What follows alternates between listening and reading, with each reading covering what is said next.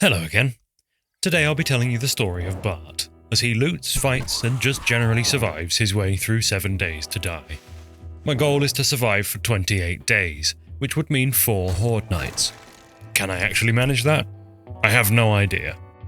Bart is a familiar but legally distinct yellow boy with spiky hair, and he's spawned into the world near a snow biome, which is cold and awful, so he won't be going there.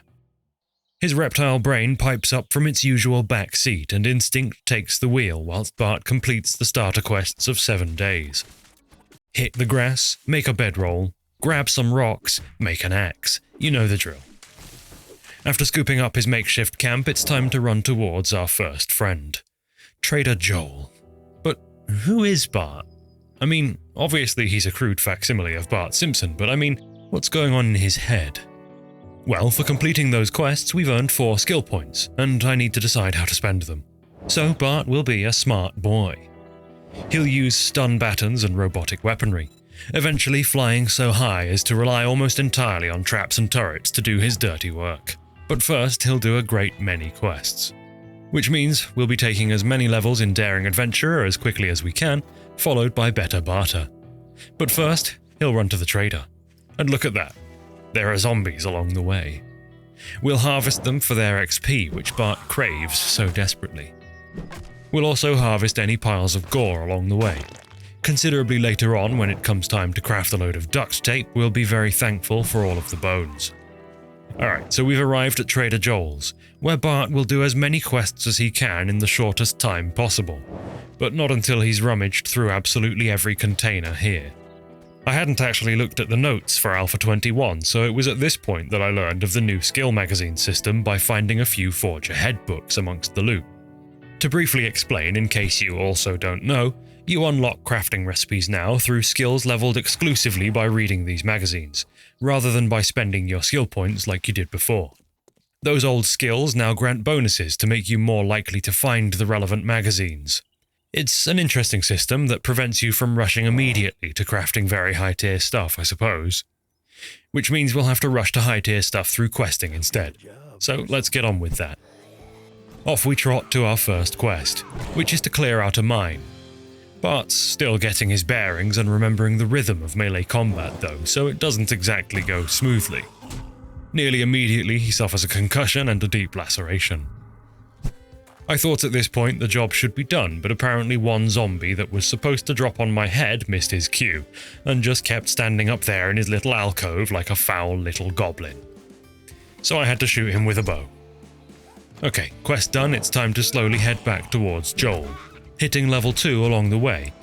Joel's selection of rewards aren't enormously impressive aside from this bundle of crafting magazines, which I figure pretty much immediately will be an ongoing struggle, so that's what I take.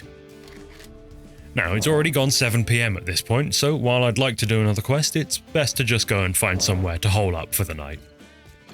And after clearing the place, we can set up a campfire and a bedroll hit. We're not actually doing anything with the campfire, but it certainly adds to the ambience. At the dawn of day 2, we'll craft a pipe baton, since we're leveling intelligence, and then some storage to throw all of our junk into. Bart heads off to do his next quest here on the waterside. Clears the place and then immediately finds a better baton than the one he just crafted in a crate. Anyway, after which he finishes his quest and starts heading back towards Joel. Looking like this now. He's a bit of a strange guy, that Bart. So, for the next little while, the game is eat, quest, loot, repeat.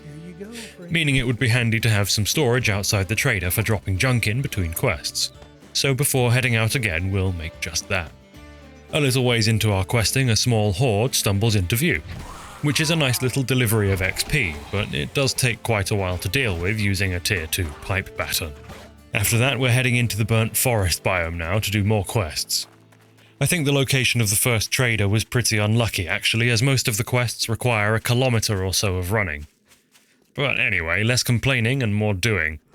The doing, in this case, being clearing this self-described old creepy church, which isn't particularly difficult, but it is very dark. So dark that here on YouTube you probably can't actually see much of it, so we won't hang around. Of course, the reason it's dark is because once again it's getting late. Day 2 is coming to an end. Nonetheless, we'll arrive at Joel's with time to spare, and funnily enough, he'll give us a helmet light mod as our reward. Thanks, Joel, it's like you knew exactly what I needed. Back at our hidey hole for the night, we live in the small cone of light provided by our new head torch, and we'll wait for day 3. Which does eventually come around, freeing us from our hole and back out into the world of questing. We hit level 6 in the process. It's time to start getting levels in Grease Monkey, which, as mentioned earlier, no longer actually lets us directly craft the vehicles, but does increase the odds of us finding vehicle crafting magazines. Anyway, questing, and now it's time to buy a gun. Nothing outlandish, just a hunting rifle. We've got a decent bit of ammo from quest rewards so far, so we'll be good for a while. And after another lonely night, this is how Bart looks at the dawn of day 4. He's very menacing indeed with his new hunting rifle and his leg warmers. We'll be able to use this rifle to get quests done more quickly. Or at least that's the idea. But anyway, shortly after that extremely calm and collected moment, a wrench made itself known, which is very good because we'll be needing one of those. After making our very long and slow way back to the trader on foot from this quest, we get the schematic for a 2x scope, and then we get our reward for completing Joel's tier 1 quests, which in this case is a bicycle. No more long walks for Bart. As we're leaving to go and find a new trader, who hopefully lives closer to their quests, an airdrop is coming down. Apparently forgetting that I was given a bicycle moments ago, I ran to it and found within a pipe shotgun bundle as well as a box of books. I had already picked up a tier 2 pipe shotgun, but the one from this bundle was a tier 4, so that's a healthy upgrade. Of course, the box of magazines is nice too, but it's not that exciting to tell you about. Anyway, now that I've remembered I have a bike, off we go to the next trader, which involves traversing a slightly wonky-looking mountain road and then clearing out a load of zombies wandering around nearby. Of course, we now also get to loot the trader's yard for all that it's worth. As usual, finding nothing of particular note but a few Forge Ahead magazines in the destroyed workstations. In fact, it's enough to unlock the titular forge itself. Alright, so talking to the trader, it's Jen, by the way, she mercifully offers us plenty of quests within 500 meters. She's also got some lucky goggles in stock, so we'll grab those for the small looting bonus as well as a few crafting magazines for salvage tools and robotic weapons, which includes stun batons in case you don't know. I'd like robotic turrets and traps to feature quite heavily in this playthrough, but it takes quite a while to get those to a really useful point. Anyway, back to questing.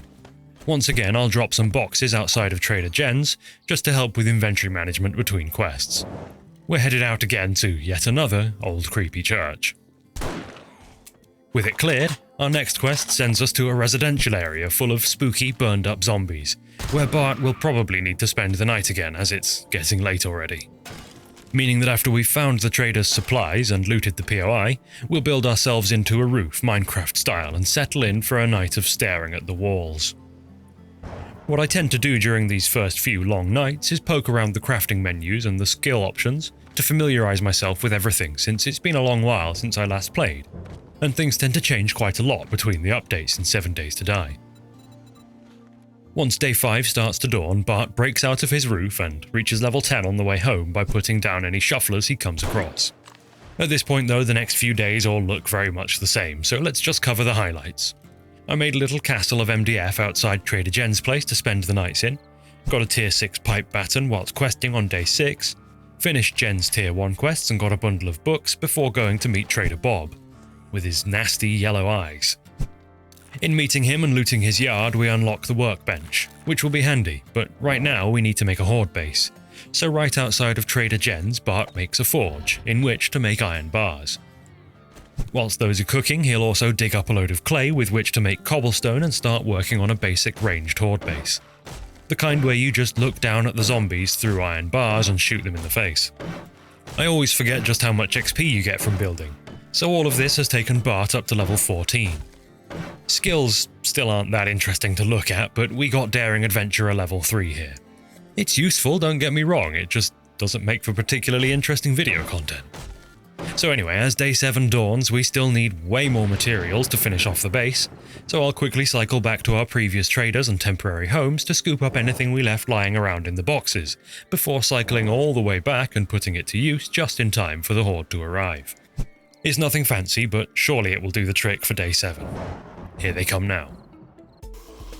I think it's probably quickest and most efficient to use the rifle to headshot the zombies below, but I have more shotgun shells than 7.62, and also it means I don't really need to aim as much, so I used that far more. I do also have some explosives and incendiaries, which are always a really great idea to use. I mean, okay, but really, when I'm not throwing them at my own feet, they're actually very useful and save a lot of ammo.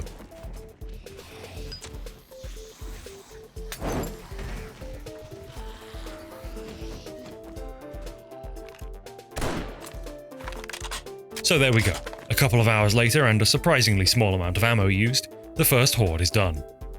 Granted, the day 7 horde is always pretty easy. It still tends to come as a surprise just how quickly it's over.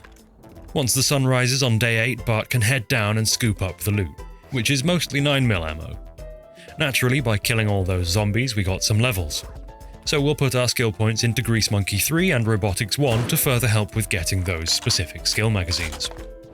But there's no time to luxuriate in the victory. It's immediately back to questing now. The first horde is kind of like a trap, lulling you into a false sense of security, which leads into overconfidence. That slow and insidious killer we all know far too well. So once again, let's quickfire through some highlights. Bart is blasting through Bob's Tier 1 quests as quickly as he knows how. Whilst doing so, he gets simultaneously assaulted by all of the desert's wildlife, finds a Tier 4 pipe rifle and a 2x scope for it, and also finds a Tier 5 pipe machine gun. Then he spends some time training his aim on vultures.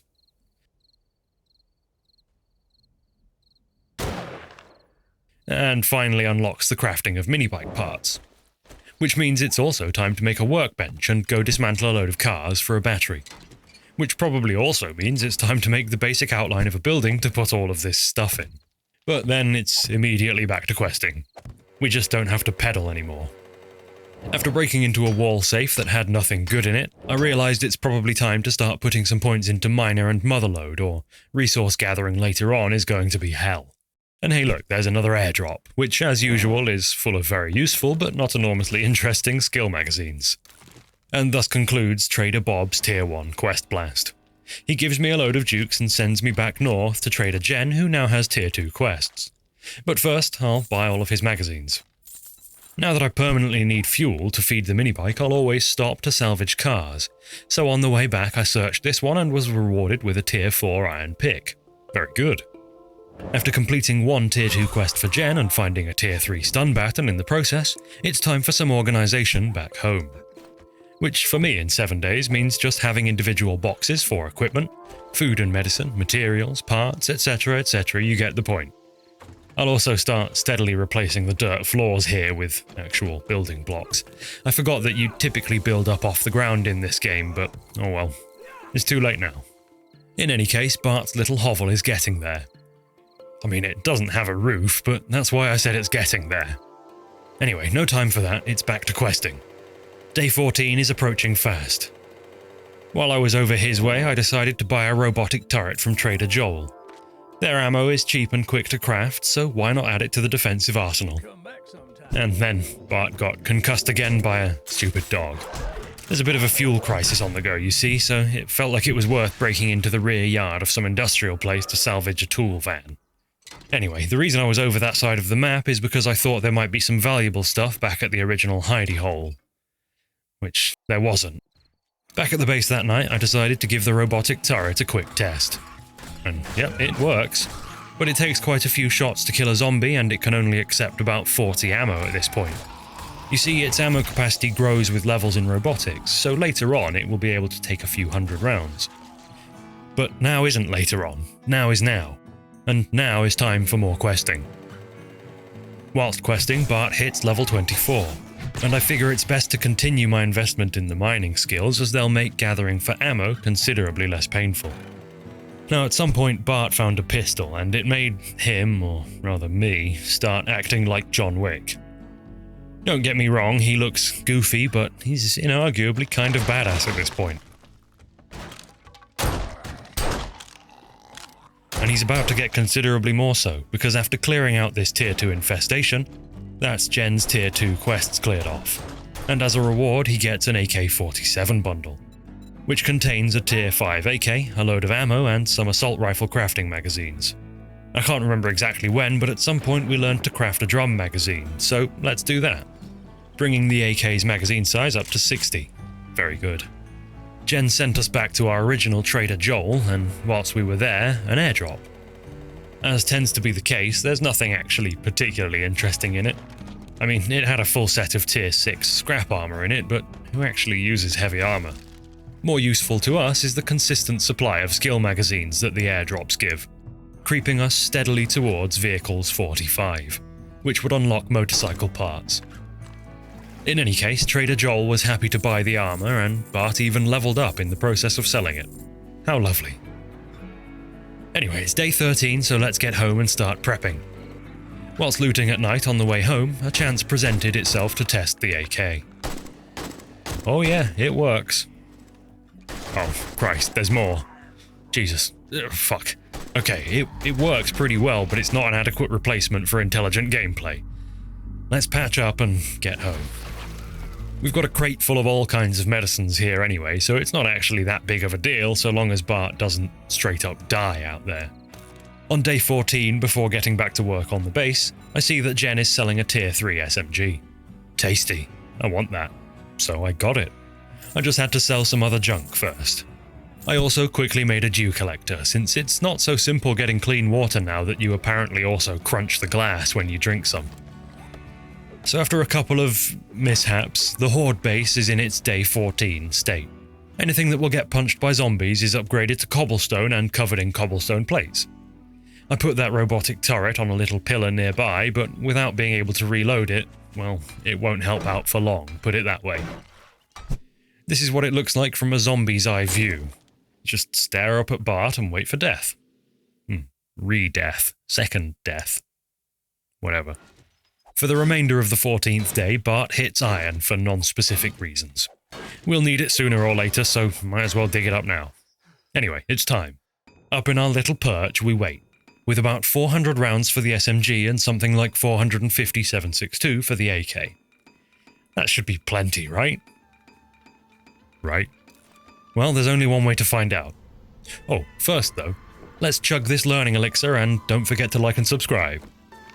I mentioned earlier that it feels like day 14's Horde is a huge step up from day 7, and whilst I'm sure that's true, I wasn't exactly playing this one incredibly, spending a lot of time shooting at zombies as they run in and not taking the extra half a second to get headshots. By about midnight I was getting concerned by my ammo usage and buttoned up my trigger discipline, is what I would like to be able to say, but actually I just kept on blasting like a lunatic until almost dawn. At which point I had to resort to explosives. That was actually really close. I had 58 rounds left in the AK and 28 spare 9mm. But we're on the right side of close, so whatever. Let's go check out the loot. We got a tier 6 wrench and iron shovel out of it alongside the usual haul of ammo. Neat. Bart also got 3 levels from it. Those points will go into Intelligence Level 8 and Advanced Engineering 4.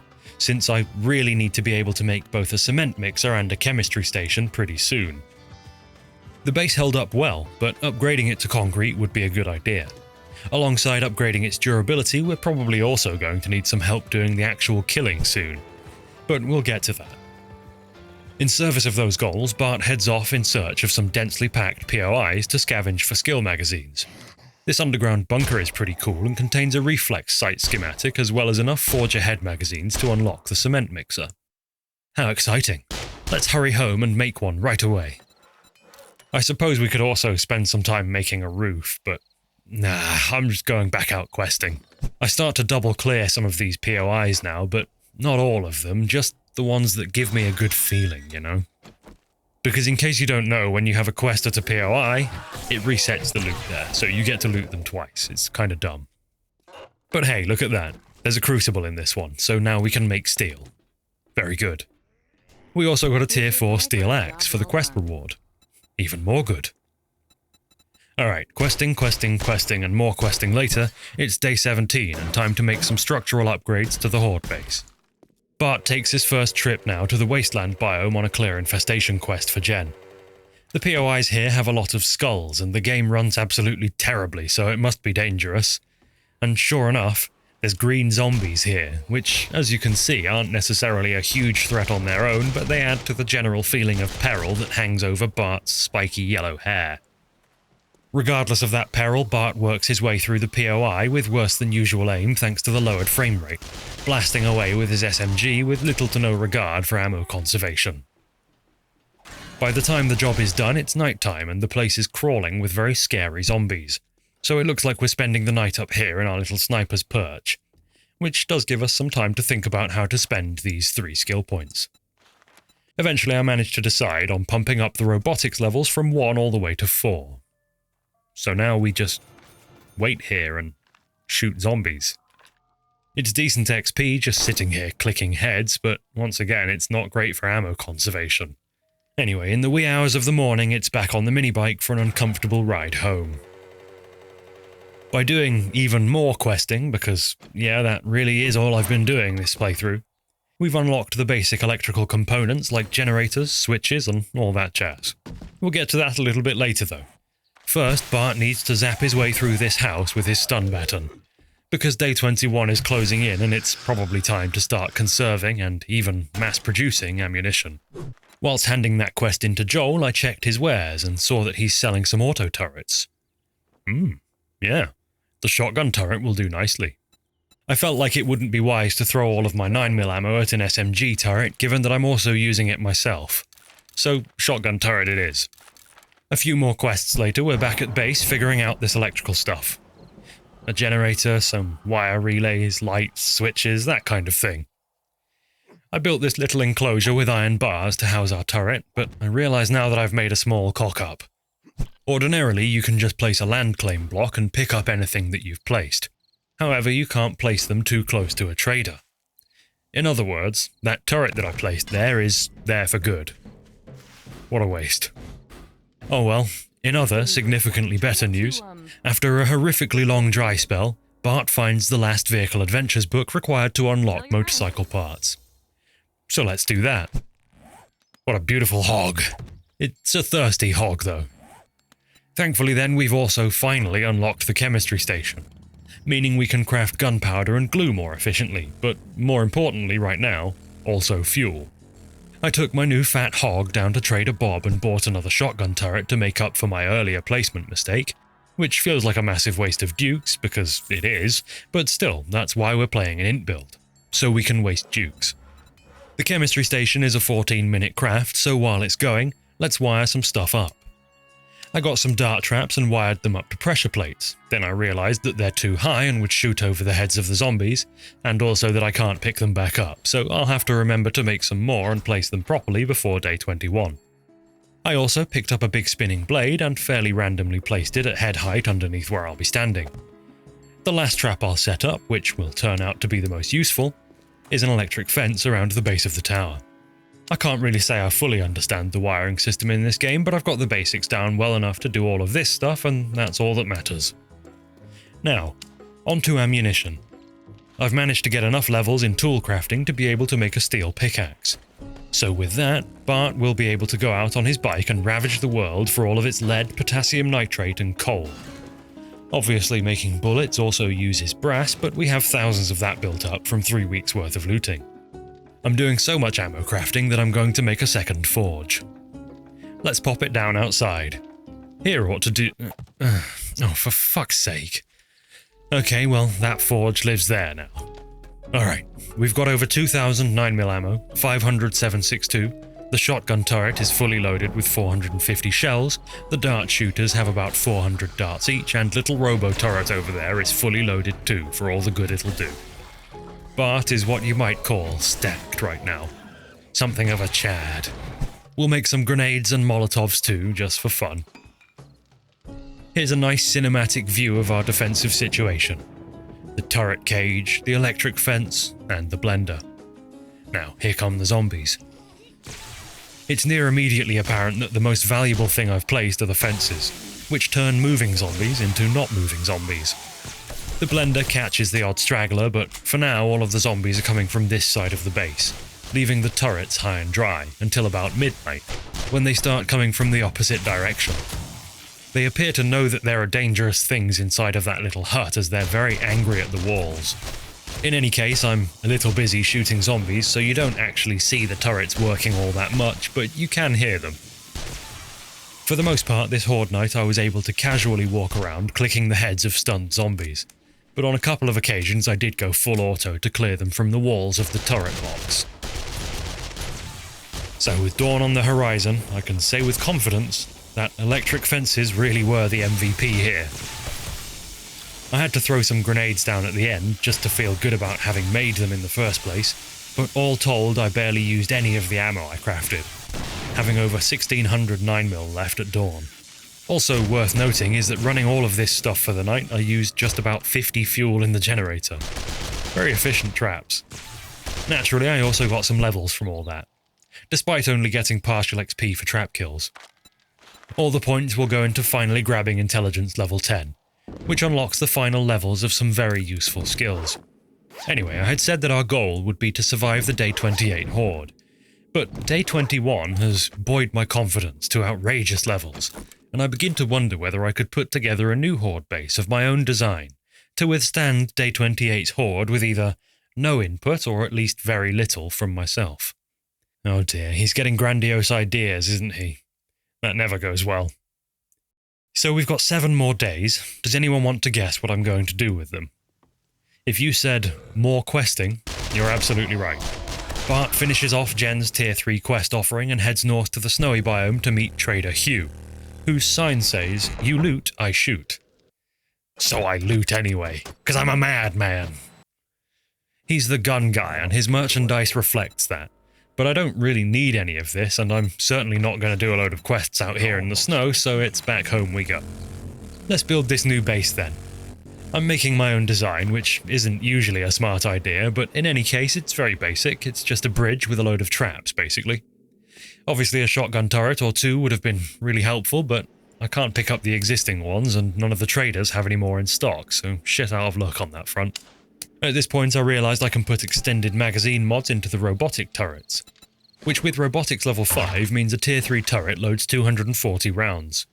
And since we're an intellectual, we can craft AP ammo for them now, which boosts their damage and lets them pierce through a single zombie. Anyway, this video is already pretty long, so I'm not going to force you to sit through even more questing and resource gathering and crafting. We're just going to go straight to Day 28.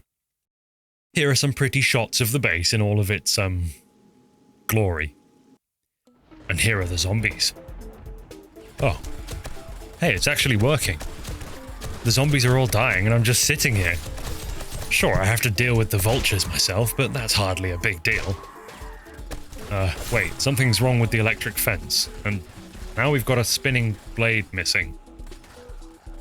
And now the turrets are dry, so I've just got to head out to reload them, and oh geez, the freaky little screamers are wasting all of the darts because they're only 1 block tall.